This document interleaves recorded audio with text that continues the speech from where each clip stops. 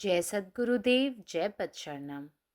मेरे सद्गुरु की वाणी परम संत महात्मा यशपाल जी महाराज का प्रवृत्ति में निवृत्ति गृहस्थ धर्म का गीता सुधा भाष्य अध्याय 6 श्लोक 33 व 34।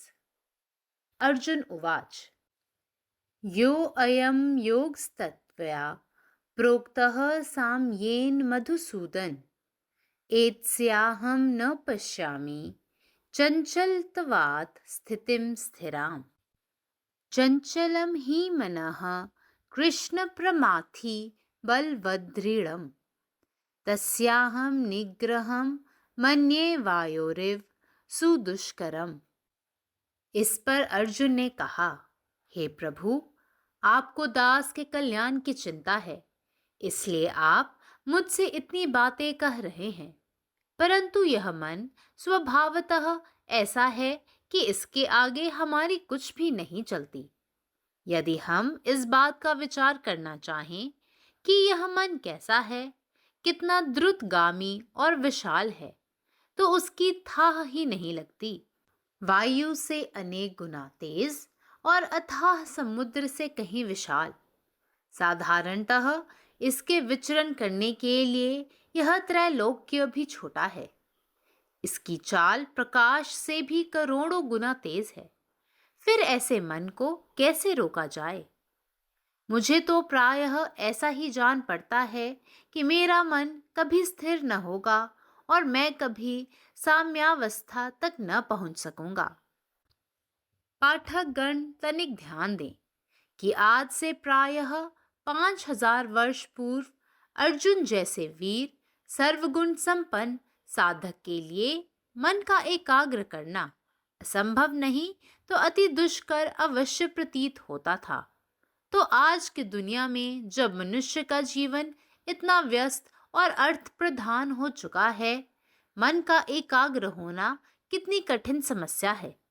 और यदि परमात्मा की असीम दया कृपा से और सद्गुरुओं मुक्त आत्माओं के आशीर्वाद से ऐसी कोई जगह गृहस्थ में ही क्यों न हो या कहीं भी हो जहां मन एकाग्र हो सके, सुकून और शांति प्राप्त कर सके, क्या दुनिया में सबसे बड़े अजूबों में से एक नहीं है तो और क्या है?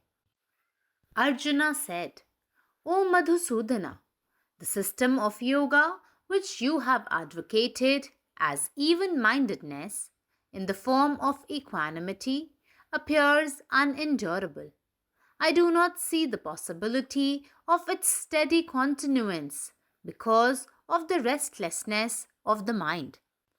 The mind verily is restless, turbulent, strong, and unyielding.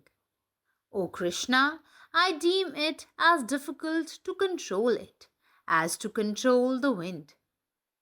In his acute awareness, Arjuna, in an atmosphere of love, surrender, and respect, comes forward with his real difficulty and helplessness that mind cannot be controlled and stilled as it is ever turbulent, strong, and unyielding.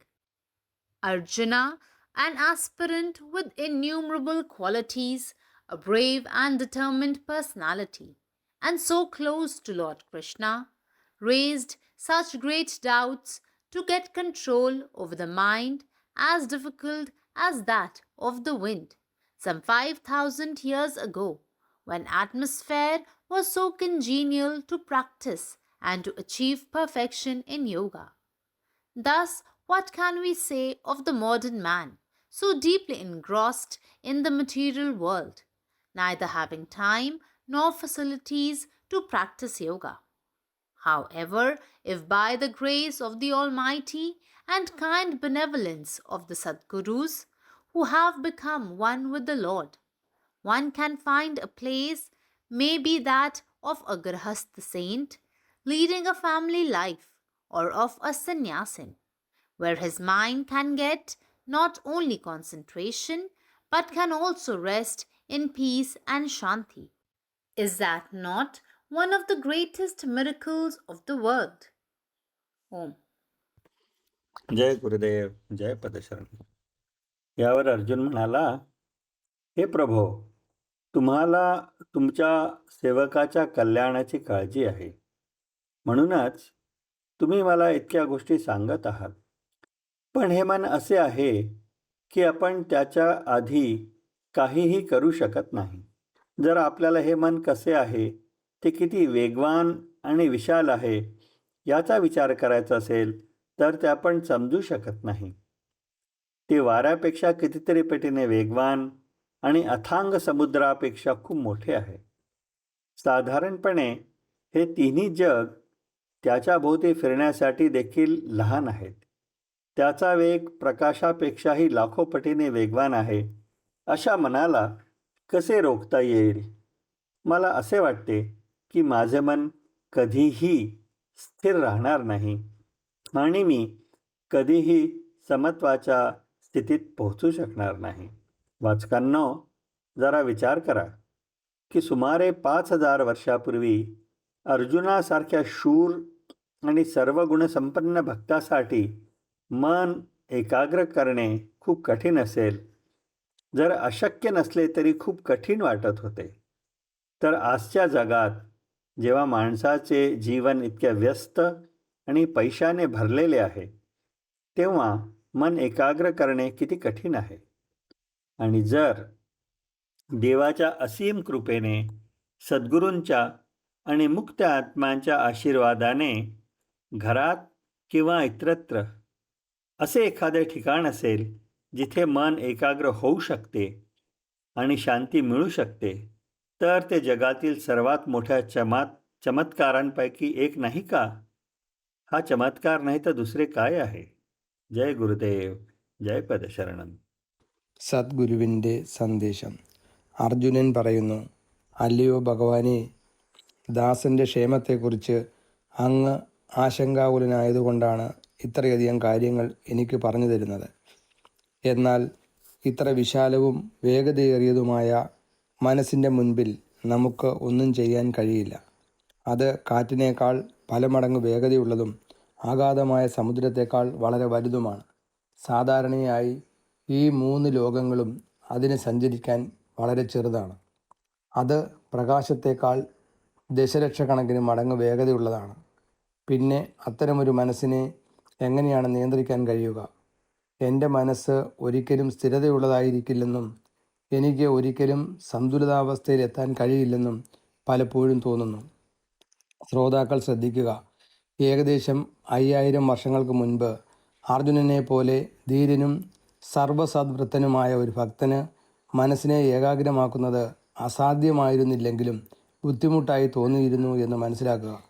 അപ്പോൾ ഇന്നത്തെ ലോകത്ത് മനുഷ്യൻ്റെ ജീവിതം വളരെ തിരക്കേറിയതും പണത്തിൽ ശ്രദ്ധ കേന്ദ്രീകരിക്കപ്പെട്ടതുമായി മാറിയിരിക്കുമ്പോൾ മനസ്സിനെ ഏകാഗ്രമാക്കുന്നത് വളരെ ബുദ്ധിമുട്ട് തന്നെയാണ്.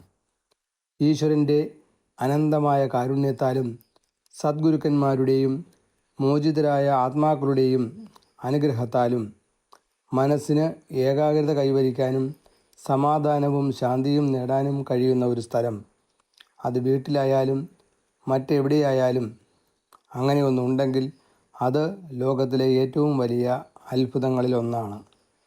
പരമാത്മാവ് നീ തന്നെ, നിന്റെ ഇഷ്ടം പൂർണ്ണമാകട്ടെ. जय सद्गुरुदेव, जय पदशरणम. अर्जुन कहैत छथि, हे प्रभु, अहाँ के अपन दास के कल्याणक चिंता अछि, तैँ अहाँ ई सब हमरा कहि रहल छी।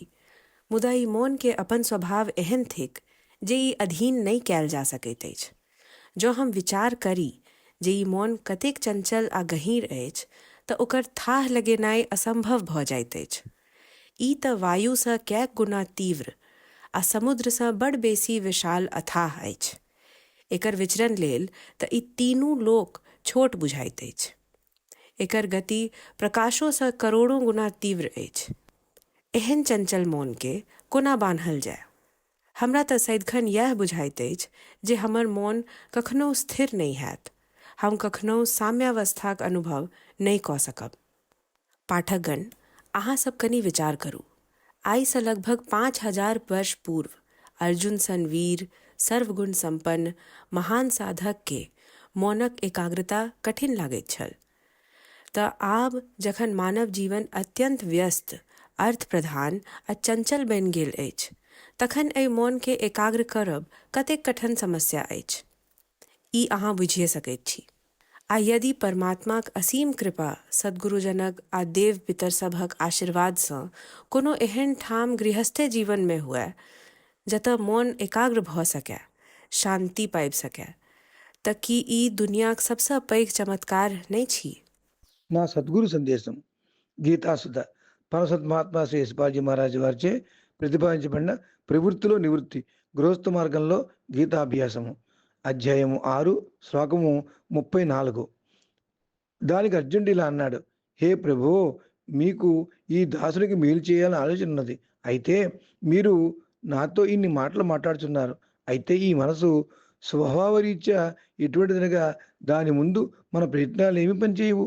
ఒకవేళ మనం కానీ ఈ మనసు ఎటువంటిది, ఎంత చంచలమైంది, ఎంత విశాలమైంది అని కానీ ఆలోచించినట్లయితే దాని లోతు మనకు ఏమాత్రం తెలియదు. ఇది గాలి కంటే కూడా అనేక రెట్లు వేగవంతము మరియు అగాధమైన సముద్రం కంటే కూడా ఎంతో విశాలమైంది. సాధారణంగా దీనికి విహరించుటకు ముల్లోకాలు కూడా చిన్నవే. దీని నడక ప్రకాశము కన్నా 1,000,000 రెట్లు వేగవంతము. మరి అటువంటి మనసును ఎట్లు నిరోధించాలి?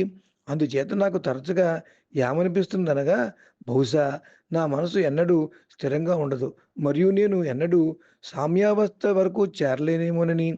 పాఠకులారా, కాస్తంత దృష్టిని పెట్టవలసింది ఏంటంటే, నేటికి 5,000 సంవత్సరాల పూర్వమే అర్జునుడి వంటి వీరుడు సర్వగుణ సంపన్నుడైన సాధకునికి మనసును ఏకాగ్రం చేయుట అసంభవం కాదు కానీ తప్పక అతి దుర్లభమని తెలియచున్నది.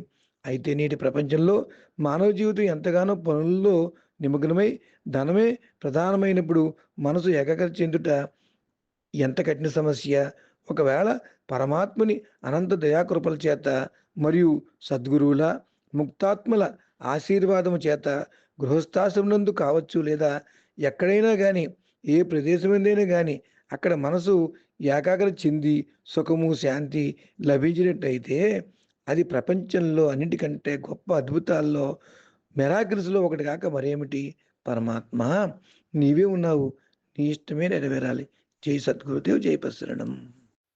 अखिल भारतीय संत मत सत्संग पंजीकृत दिल्ली, मुख्यालय B20 CC colony, Rana Pratap Bagh के सामने, दिल्ली।